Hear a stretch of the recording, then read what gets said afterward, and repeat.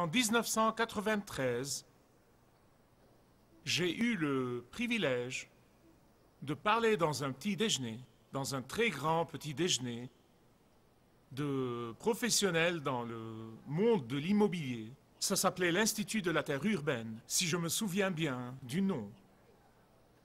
Et ils m'ont demandé de dire quelques mots, puis de mener la prière. Eh bien, au bon vieux temps, où pas beaucoup de gens savaient qui j'étais, je me suis levé et j'ai dit « Je m'appelle Michael Youssef et je travaille pour le plus grand propriétaire et promoteur d'immobilier dans l'univers entier. »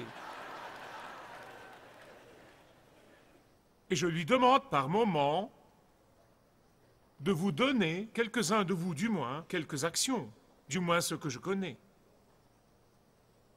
À ce moment,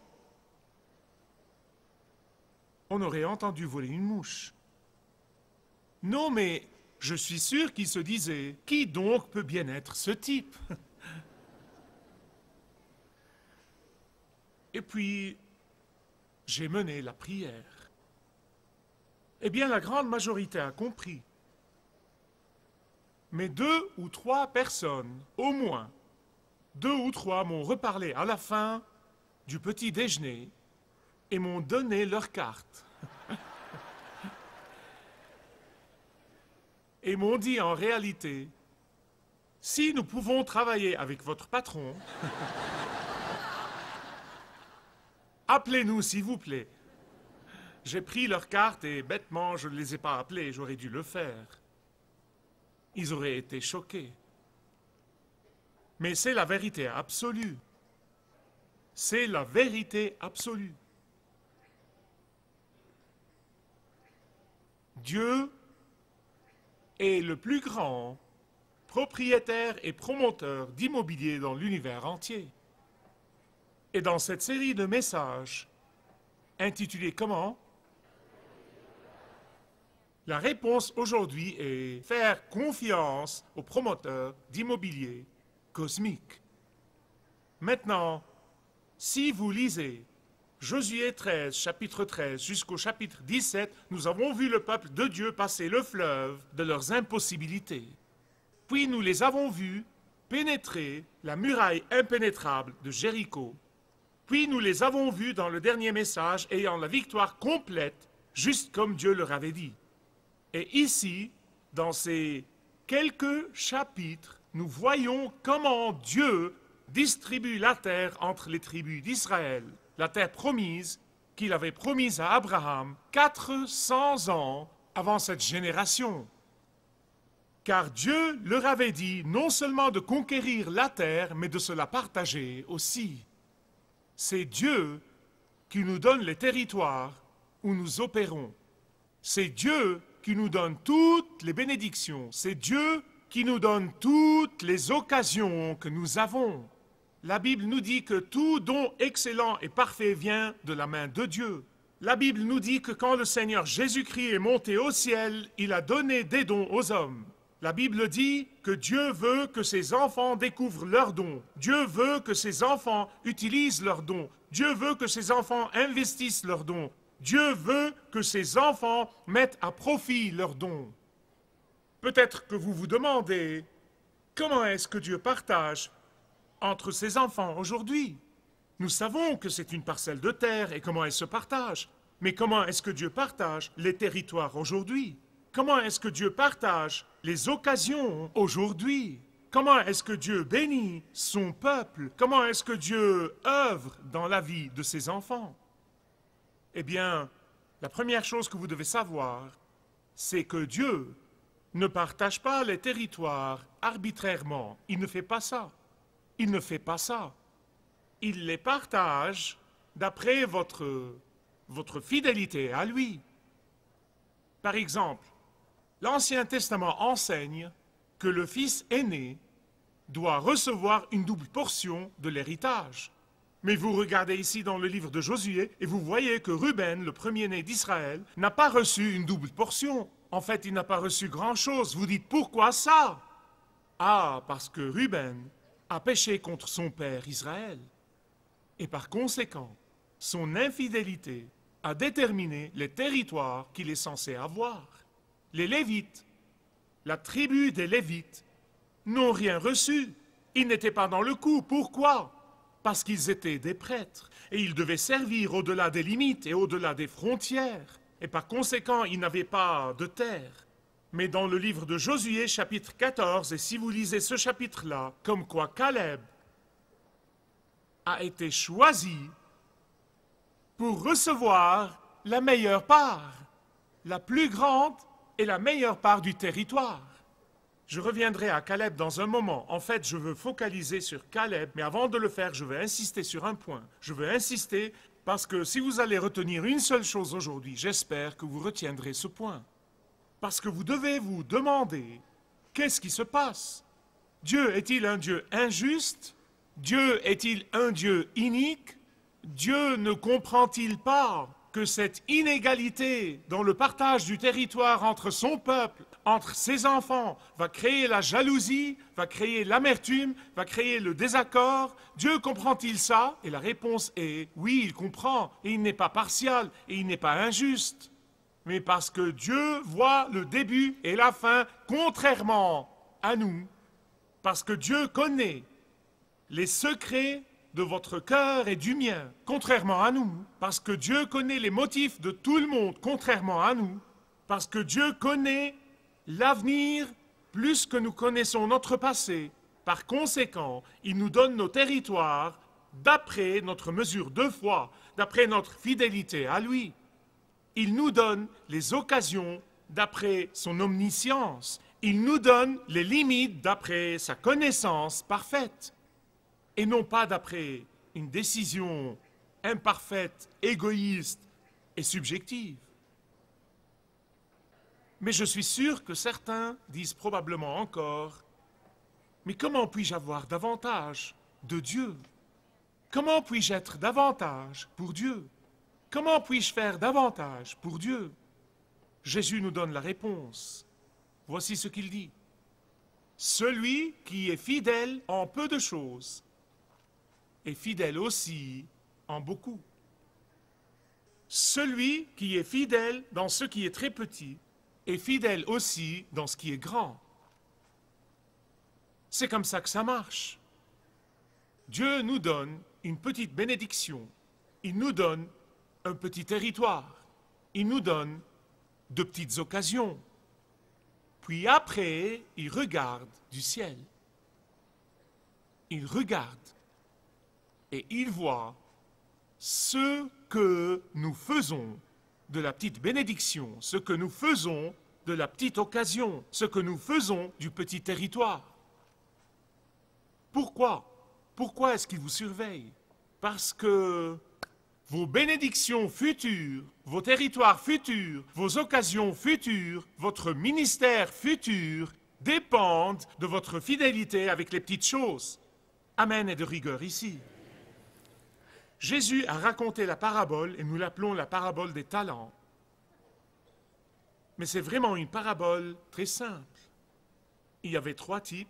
Imaginez un investisseur et 3 directeurs financiers. Il donne au premier 10 talents à investir, il donne au second 5 et il donne au troisième 1 talent. Et puis il les envoie. Dieu était-il injuste? Pourquoi? Il connaît les cœurs. Il savait comment chacun d'eux allait réagir. Il savait comment chacun d'eux allait répondre. L'homme avec les 10 talents a travaillé dur et a gagné 10 autres et lui a remis 20. L'homme qui a reçu 5 talents a travaillé dur et a gagné 5 autres et lui a remis 10. Tous les deux ont doublé leurs investissements. Mais le maître les a loués également. Il n'a pas dit à celui qui a gagné 10, « Tu as fait un travail formidable, tu es meilleur que celui qui a gagné 5. » Pas du tout. Il les a loués exactement avec les mêmes mots. Il ne s'attendait pas à ce que celui qui a les 5 gagne 10 et apporte 15. Il ne s'y attendait pas parce que c'est un Dieu juste et impartial. Et qu'en est-il de celui qui avait un talent? Vous savez ce qu'il a fait? Il a fait une fête d'apitoiement sur soi. Vraiment. La Bible ne dit pas ça littéralement. Il a dit, oh pauvre de moi, je n'ai pas eu autant que les autres. Ah, je me sens offensé, je me sens insulté, je sens qu'on ne m'a pas fait confiance. Ah, je n'ai pas eu autant que ces types-là. Pauvre de moi. C'est ce qu'il a fait. Que puis-je faire avec un seul talent? Eh bien, il ne vaut même pas mon effort, il ne vaut pas mon énergie, il ne vaut pas le moindre effort de ma part. Pourquoi n'ai-je pas eu 5, 10 ou même plus?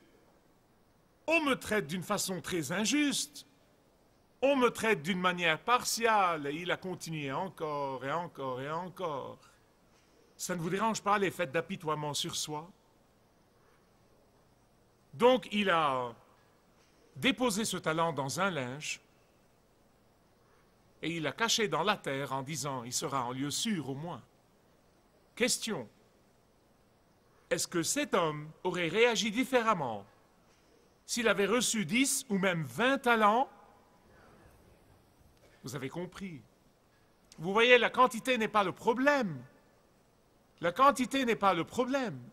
Et c'est pourquoi Jésus a dit, celui qui est fidèle avec la petite bénédiction, avec la petite occasion, avec le petit territoire, est fidèle aussi avec le grand. Et par conséquent, il lui sera confié de grandes choses, non seulement dans cette vie, mais dans la vie à venir aussi. Combien d'entre vous savent que nous allons régner et gouverner l'univers avec le Christ? Amen.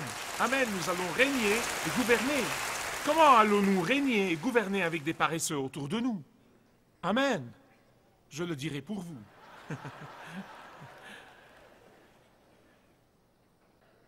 Et la question ici dans Josué, chapitre 14, est pourquoi Caleb a-t-il eu plus que les autres? Pourquoi a-t-il été choisi? Pourquoi a-t-il été choisi pour un honneur spécial dans le partage de la terre? Ah, voulez-vous savoir davantage sur Caleb? Pour ceux qui ne savent rien sur Caleb, je vous dis que cet homme était incroyable.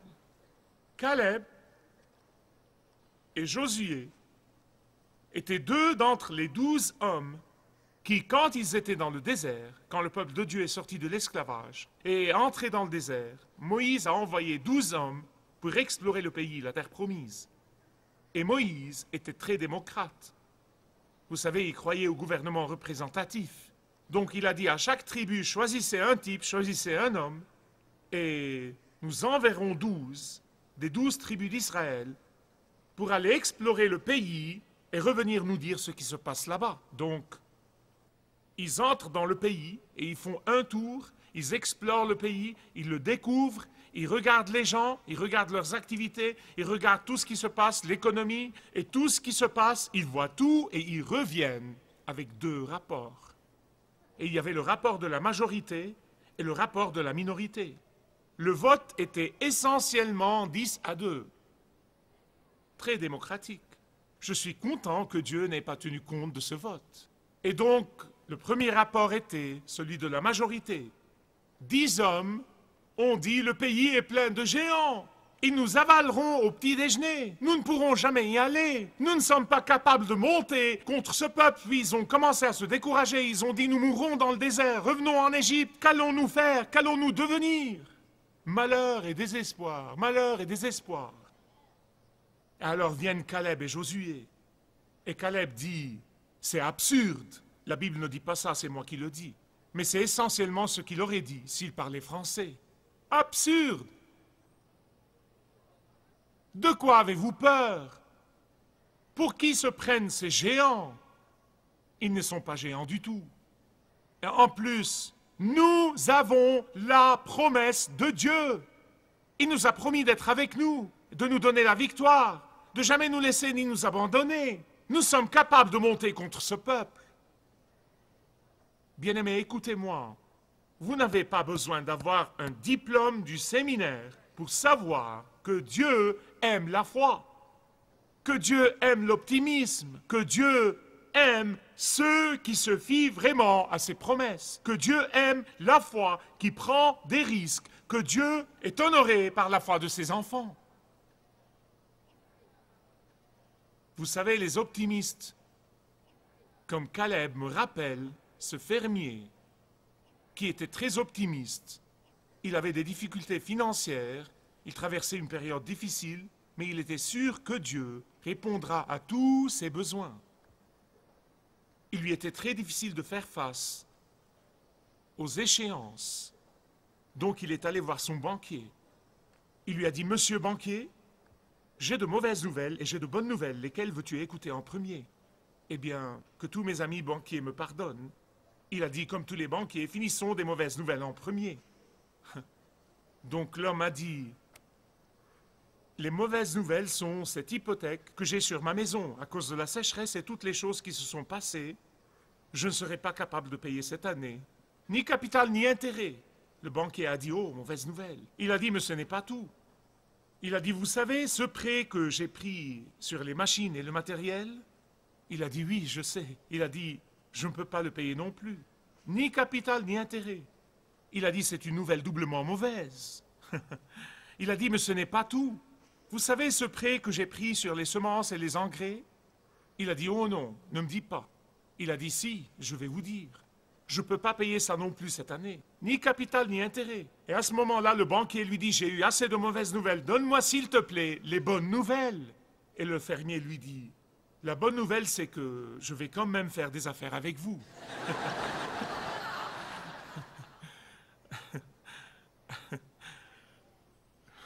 Vous voyez, Caleb était comme ça.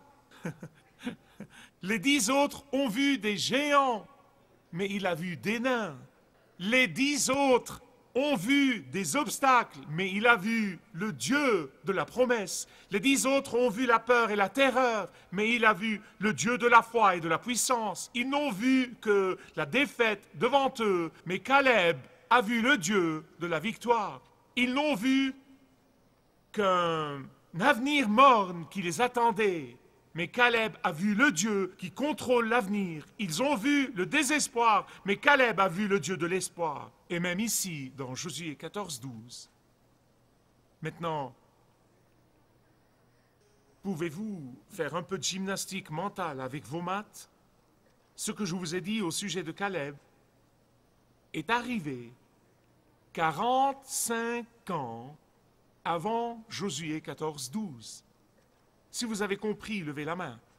D'accord, 45 ans plus tôt, quand ils sont allés explorer le pays et Caleb est venu dire « nous les vaincrons », c'est 45 ans plus tard que nous sommes ici, maintenant dans ce passage. Josué chapitre 14, verset 12. 45 ans plus tard, après cet incident, Caleb dit à Josué, il lui dit, donne-moi cette montagne remplie de géants, je vais monter contre eux. Peut-être que j'approche de mes 90 ans, mais je suis aussi fort que dans ma quarantaine.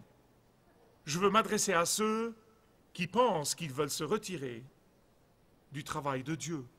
Je vous prie de rentrer à la maison et de lire Josué 14, 12, tous les jours. Tous les jours sans exception, mais écoutez-moi, si vous pensez que vous voulez y aller doucement avec le travail de Dieu, voici ce que vous devez vous rappeler tous les jours, mettez-le sur l'écran pour que nous puissions le voir tous ensemble. Et maintenant, donne-moi cette montagne dont l'Éternel a parlé en ce jour-là, car tu as appris en ce jour-là qu'il s'y trouve des Anakim, ce sont les géants, et qu'il y a des villes grandes et fortifiées. L'Éternel sera peut-être avec moi et je les chasserai. N'est-ce pas merveilleux? N'est-ce pas merveilleux? Comme l'Éternel a dit, parce qu'il a mis sa confiance en Dieu. Comme l'Éternel a dit, je les chasserai. Je ne veux pas que vous manquiez ce que je vais vous dire, s'il vous plaît. La foi inébranlable de Caleb était prête à attendre 45 ans. Écoutez-moi, il y a des croyants qui ne peuvent pas attendre 45 minutes devant Dieu. Cet homme était prêt à attendre 45 ans et il n'a jamais perdu espoir en les promesses de Dieu. Sa foi en Dieu n'a jamais vacillé. Il n'a jamais lâché sa confiance en Dieu. Il n'a jamais arrêté de travailler et d'espérer en Dieu. En fait, Caleb me rappelle l'histoire d'une usine de chaussures. C'était il y a très longtemps et ils voulaient démarrer des affaires à l'étranger. Et ils ont envoyé un type qui était comme ces 10 hommes, évidemment. Et il va là-bas et il revient et il dit... Laissez tomber, ne gaspillez pas votre argent, ne perdez pas votre temps. Personne ne met des chaussures dans ce pays.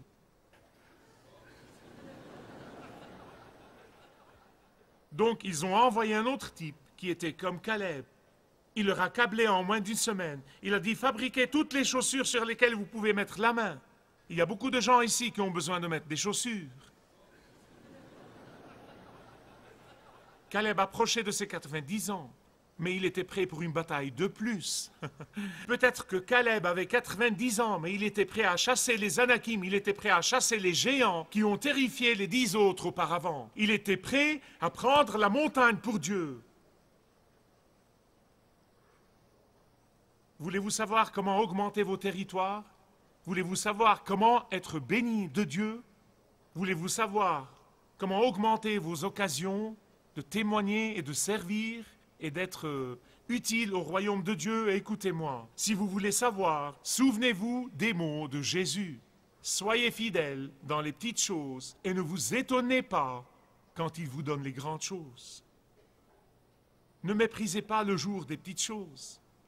Écoutez, Caleb aurait pu dire, Josué, mon vieux, nous avons combattu ensemble, nous avons traversé des périodes difficiles. Nous avons exercé notre foi ensemble il y a 45 ans. Oh, mais Josué, regarde-moi, j'ai presque 90 ans. S'il te plaît, donne-moi cette vallée pour que je puisse y passer le restant de mes jours en paix. Il aurait pu lui dire, oh Josué, donne-moi cette terre luxuriante pour que je puisse y passer le restant de mes jours dans l'aisance. Il aurait pu lui dire, en souvenir du bon vieux temps, Josué, j'ai travaillé dur toute ma vie et maintenant j'ai besoin d'un repos bien mérité. Écoutez-moi bien, pas question. Caleb a dit, donne-moi cette montagne sauvage, donne-moi cette mission difficile, donne-moi ce que personne d'autre ne veut prendre, donne-moi cette montagne. Quelqu'un a dit que l'on peut savoir la grandeur d'un homme par la grandeur du défi qu'il entreprend. Et Caleb a choisi le grand défi, non pas par arrogance, non pas parce qu'il se fiait à ses propres capacités, non. Lisez ce qu'il a dit, lisez ce qu'il a dit, parce que Dieu a promis. Vous voyez, parce qu'il se fiait à la puissance de son Dieu, parce qu'il se fiait aux promesses de son Dieu. Il y a beaucoup de territoires qui sont inoccupés en ce moment.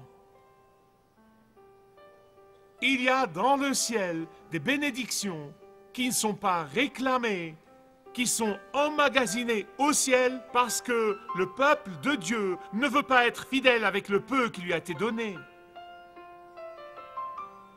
Diriez-vous avec Caleb, donne-moi cette montagne, ou diriez-vous, donne-moi cette vallée? Si vous désirez connaître Dieu d'une manière personnelle, demandez le livret « Retrouvez la joie que vous avez toujours désirée » et vous pourrez découvrir l'amour de Dieu pour vous et apprendre comment expérimenter son pardon.